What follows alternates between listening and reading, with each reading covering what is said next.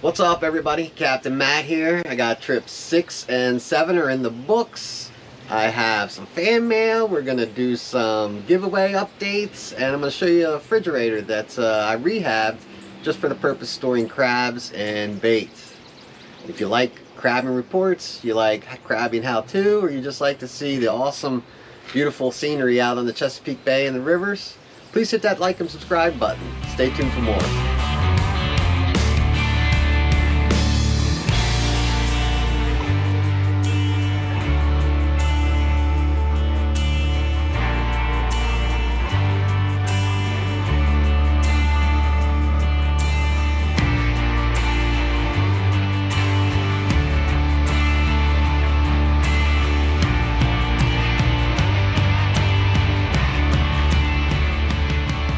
First, an update on the giveaways. So for the 200 subscriber video, that is the video. That's the video for how to plan a crabbing trip. It's the comments in that video will count towards being eligible to win that prize. The prize is your choice of one of these up here. I think I have 9-10 comments. There is actually one right answer, but like I said before, I want everyone with a chance to win. So I'm going to give you another hint. This is going to be the last hint, and it's pretty much going to give it away. So just look at this picture right up here. So if you're interested in winning, and there are more options than these pictures up here, but if you're interested in winning one, go to that video, leave a comment. If you left a comment and it's not the right answer, just edit your comment. This weekend I'll be selecting a winner for that contest. So we also have a grab bag giveaway going on. That's in the last video. It's Signs of Life. Just watch the video, follow the instructions, leave a comment down below, and you'll be entered to win. I'm going to draw the winners for that contest this weekend. So next up is going to be a little bit of fan mail. Mike Berry, who actually was the second winner in the grab bag contest. He got the brake lights. He got out in the water about a week ago, and he sent me these cool videos and pictures. Looks like he had an awesome time, a great catch. And thanks again, Mike Berry, for being a subscriber and sending me your report. So this is something I'd like to do. If you got a crab report, doesn't have to be very detailed. I know spots tend to be secretive. Send me some pictures that you're comfortable with sharing. Video is great as well. I'll edit it out however you want it, and I'd love to start posting some of the subscribers and viewers in their crabbing reports. So next up, I'm going to talk about this refrigerator behind me. You might have seen it in one of the other videos. I've occasionally just sat here and talked with it in the background. Got a great deal on it from someone on the bluecrab.info forums. It was listed for sale. Didn't have many pictures. It was a struggle communicating with him and trying to give pictures. He's just not high on technology. His phone doesn't have a camera, all that good stuff. But months went by after I initially reached out to him, and he said, I want this thing gone, and he dropped his price a little bit, and I was like, just please send me some pictures. He described it, and it actually was as described, but you know, you're just trying to buy something from someone you don't know, and you got to drive an hour away to go pick it up. You at least want an idea of what it looked like. Here's some pictures of it when I first got it. He had it, he got it from a club that he belonged to. And I don't know what they stored in it, maybe cash, but someone broke into it at one point, so it got pretty beat up. It was a little bent up around the doors. It didn't quite shut quite right, but it did have a new compressor installed about a year or two ago. So went down, checked it out. Real nice guy. Traded some crabbing stories as always, typical when you talk to other crabbers. Got it back home. It was a little dicey getting it home. The compressor wasn't quite mounted fully secured up top, but I did get it home, stood it back up, let it sit for a while, turned it on the next day, and it worked. So why it would have worked for me, there were just some things, you know, I love to tinker. I'm a big do-it-yourself type person. I'm like, maybe with a little TLC and a little money, I could make this thing 10 times better. So I picked this thing up right around Thanksgiving, and then I knew there's a couple things I really wanted to tinker with. First, I really wanted to get the doors shut right. Now, while the gaskets that seal the door looked okay, it also looked like I was hoping with replacing them, they would the magnets in them would hold the door better. I figured maybe the magnets were just worn out. It was my plan over the winter time, early spring, to work on it and get it, you know, try to fix it up. So for Christmas, my awesome parents ended up buying me a set of replacement gaskets they found. So I'm going to show you some just time lapse of me working on it, and I'm just going to talk in the background. So I got the refrigerator torn apart, and I took the doors off, pulled the gaskets out, and I immediately realized there was a design flaw with, well, not a design flaw, but the way that doors are held together. The outer shell and inner shell are basically just held together by glue and foam. They fill the inside of the door up with foam insulation, and it's obviously really sticky, and then it kind of just holds the door. Just through wear and tear and the attempt to break into this, the outer shell and inner shell basically became separated. So I kind of realized this since the guy I bought it from had put some bolts all the way through both sides with some big washers to kind of help hold some of the doors together. So I initially thought with a little bending and beating that I could straighten it back out, put the new gasket in, and everything would be fine. It took me quite a while to figure out how to get the new gasket in, and it's basically just wedged in. It's got some ridges and tabs you just push in, and then it holds it all together. But due to the fact that one of the doors, the outer and inner shell, wasn't working together or hold together anymore with the foam, that was just not going to work. So I took on what the previous owner did, and I installed multiple more bolts and screws, kind of pull those together, and everything kind of tightened back up.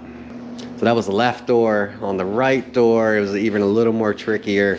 The foam was actually holding that one together, but I guess that's where the burglars tried to pry into it, and it was just all mangled together. It was all mangled up. I did manage to get the new gasket in, got it back together, and it just wouldn't shut anywhere near like it was supposed to. But long story short, with a lot of clamps and bending, basically had to pull the frames back together and realign them. And so then I had to put smaller bolts into the door just to kind of hold it in place. And it doesn't look great from the exterior. You see a bunch of bolts and nuts, but right now, this thing opens and closes perfectly. So while it doesn't look pretty on the outside, with all these nuts and bolts and screws that we got here, I did manage to get the doors to open and close perfectly. Actually, it seals so much that if you slam the door too hard, it pops the other door open, but the seals open and close. Got some bait in there and shut it. Now I got the doors to open and shut right, and everything seals. I'm not be wasting electricity with just air coming out and the refrigerator running more. As I spoke about in another video, refrigerators aren't really designed to run at the optimal temperatures that where, say, if you wanted to keep bait or crabs alive in your refrigerator at, that's in the mid 50s, anywhere in the 50 range. Most people tell you 55, some people like 52, 53, maybe closer to 60. It does vary, but most fridges are designed to operate in the upper 30s, if not close to freezing. Now, when I picked it up, the previous owner showed me, he had a written here. It said keep it number 1, and it'll keep it between 46 to 53.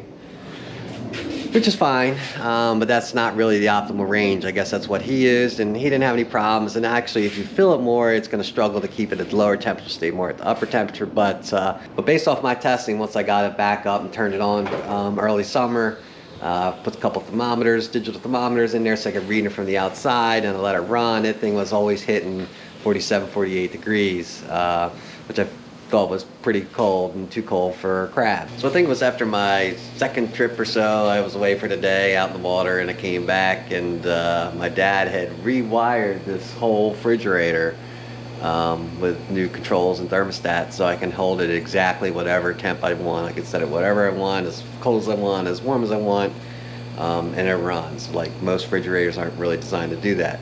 This one had a knob right here that basically controlled the compressor and the temperatures. He pulled that out. He put 2 control units in. One sits on the coils and one sits inside the fridge. This one basically sets the temperature, what I want on the inside. This one is set on the coils just so they don't over freeze. He was telling me that there was a problem with the heater elements. I'm not an HVAC guy, but there's usually a heater on the coils to prevent them from freezing over. He just did it this way and just got rid of the heater altogether, since I'm not really going to run it that cold to begin with. So now I got this awesome, cool refrigerator. Previous owner, I haven't tried it, but the previous owner said I could hold up to 8 bushels of crabs if I took the shelves out and just stacked the baskets on top of each other. I don't think I'll ever have that many, or hopefully not. Usually just store it for a couple bushels of clams or whatever bait I'm using, and then if I got a couple bushels of crabs on the other side, that's great. Now if you're looking for something for yourself and you're trying to, so if you're looking for something for yourself to store either crabs or bait in, bait's pretty easy because it's going to be a little bit colder. Clams, my clam guy says somewhere around 48 to 50 degrees for his clams, and that's what he sets his walk in at. So that's what, if I just have clams in here, I turn this down to about 48, 50 degrees.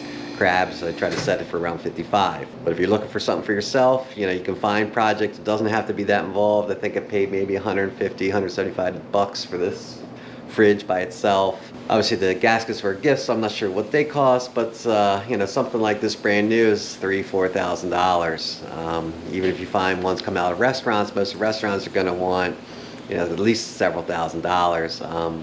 Overall, I got a great deal on this. It works great. Compressor should last me at least another 5–10 years, if not more, knock on wood.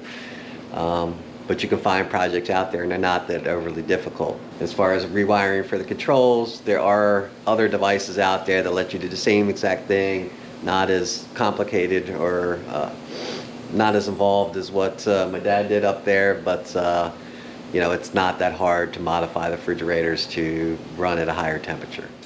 So lastly, the crabbing reports. Trip 6 was another scouting routine. I think it was Thursday or Friday I went out. I'll put it below or above, I don't remember exact date, but anyway, it was a repeat again of my just search in the mid-Bay area for signs of activity, which I've been seeing. Obviously it's going to keep getting better, but when it actually pops, who knows? Unless you're going out and checking religiously, you're not going to know. I only hit 2 spots at the trip. First one was looking pretty good, and then it died off pretty early, so I picked up, and that was, you know, this trip was just one of those days I almost regret coming out. When I was picking up out of that location, I had a really bad snag on my winder when I was pulling my line in, and I've had it happen before, get snags, it's not a big deal, but this time it almost decided the winder wanted to flip over out into the water. So I ran back to try to grab it, and it was still spinning, hanging on by a thread, and it was just crazy. And, you know, deep breath and just repeat. Got to my second location, which has been doing good for a week or two. By good, I mean just showing signs of life. So I laid out some line there. It produced all day long. Now this location, hopefully in a future video, I want to hit it in the morning and see how good it is in the morning. Typically by the time I get to this location, it's afternoon, and it produces some crabs. It's not killer. It's not going to give me bushels of crabs, but it is giving me some nice crabs. It's just slow, and I'm really hoping it picks up. That's why I keep going back. That location, and I got swamped really bad. Some jerk who was just cruising by, and I was like, oh, that's nice, he's cruising by. I decided to floor it while I was running my line, probably 200–300 feet away. My boat started to list. You know, these type of V-hulls will rock, and that's the downside to using this boat versus skiff, because skiffs are flat and gives you a little more stability, but it rocked pretty bad. Boat leaned over, and it leaned over so quick and so hard that the force against the dipper, which was in the water, pushed it up, and I heard a bunch of cracking, and I looked back, and my dipper's about a foot out of its mount. That was scary, because at first I thought the whole side of the boat was coming off, but this Grady is tough. It held together. Luckily I don't see any signs of cracks in the fiberglass or any kind of structural issues. I was able to come back, push it back down, and everything was good, but man, that almost gave me a heart attack. That location again, I think I have some pictures I can show you above. Like I said, it's been active but not killer. Waiting for it to pop. Hopefully it pops. I'll keep checking it, and hopefully it does pop up soon. So trip 7, Captain Crunch and I, we just really wanted to have a leisurely day out in the water. It's technically my day off with my LCC, my crabbing license. But she also has a license, so we just went out and did some wreck. So the trip was really more about us just getting out and having a good time, enjoying the weather.